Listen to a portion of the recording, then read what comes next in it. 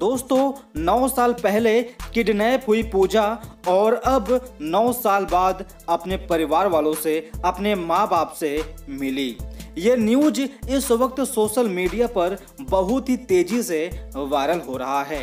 तो दोस्तों आज के इस वीडियो में हम आपको बताने जा रहे हैं इस न्यूज की पूरी सच्चाई, क्या है पूरा सच।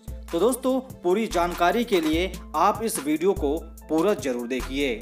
दोस्तों महाराष्ट्र के मुंबई में ऐसी घटना घटित हुई जिसे जानकर खुशी भी होती है और हैरानी भी।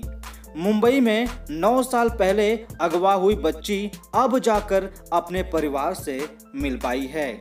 बीते 9 साल से उसका परिवार, पुलिस, रिश्तेदार बच्चे की तलाश में थक हार कर उसे मरा मान चुके थे, लेकिन वो तो सिर्फ अपने घर से 500 मीटर दूरी पर रहती थी।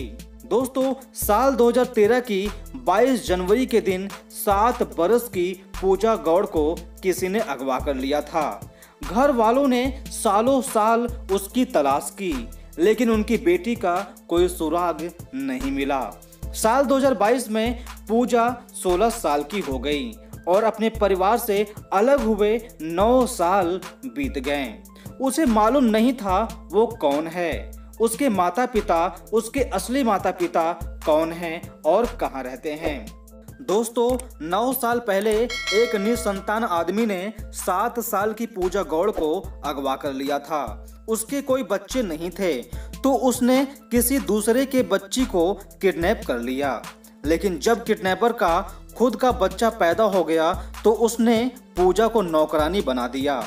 9 साल से वह अपने किडनैपर्स के घर में ही रह रही थी और अक्सर उनकी प्रताड़नाओं का शिकार होती थी। एक दिन उस शख्स ने नशे में पूजा से कह दिया कि वो उसकी बेटी नहीं है, बल्कि उसे उठाकर घर लाया गया था। तभी से पूजा अपनी असली पहचान में जुट गई। दोस्तों 22 जनवरी 2013 के दिन पूजा गौड़ अपने भाई के साथ स्कूल जा रही थी। इस दौरान जोसेफ डिसूजा नाम का आरोपी ने पूजा को अगवा कर लिया। पूजा किडनैप हुई तो उसके परिवार ने पुलिस में शिकायत की, जिसके बाद सोशल मीडिया में भी मिसिंग पूजा के नाम से कैंपेन चले, लेकिन पूजा का कोई पता नहीं चल सका। उसे किडनैप करने वाले जोसेफ डिसूजा ने पूजा को कर्नाटक भेज दिया ताकि वो पकड़ा ना जाए। दोस्तों कुछ महीनों तक रायचूर के एक हॉस्टल में अकेले ही रही, लेकिन 2016 में आरोपी डिसूजा फैमिली ने उसे कर्नाटक से वापस बुला लिया। तब तक आरोपी जोसेफ और उसकी पत्नी का बच्चा हो चुका था। उसके खर्च मेंटेन करने में आरोपियों को दिक्कत हो रही थी, तो पूजा को वापस बुलाकर उससे बेबी सिटिंग करवाने लगे थे। दोस्तों आरोपी पूजा को अपनी नौकरानी की तरह ट्रीट करते थे। वे लोग अंधेरी वेस्ट के गिलबर्ट हिल में आकर रहने लगे, जहां पूजा का असली घर था।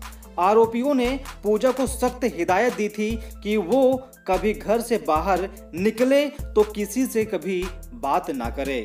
डिसूजा फैमिली पूजा से घर से सारे काम करवाते थे, उसे मारते भी थे।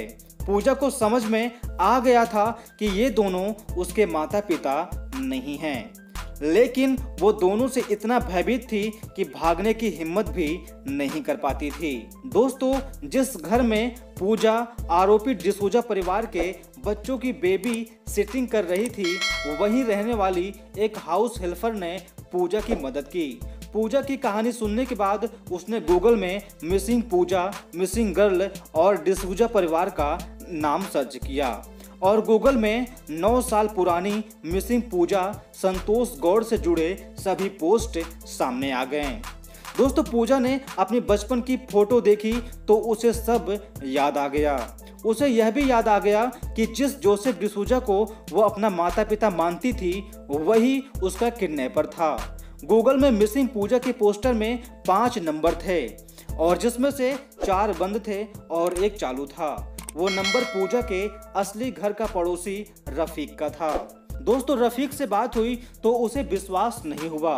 उसने सबूत मांगी, पूजा की फोटो मांगी और गुरुवार 6 अगस्त 2022 के दिन पूजा ने हाउस हेल्पर के मोबाइल नंबर से रफीक को वीडियो कॉल किया।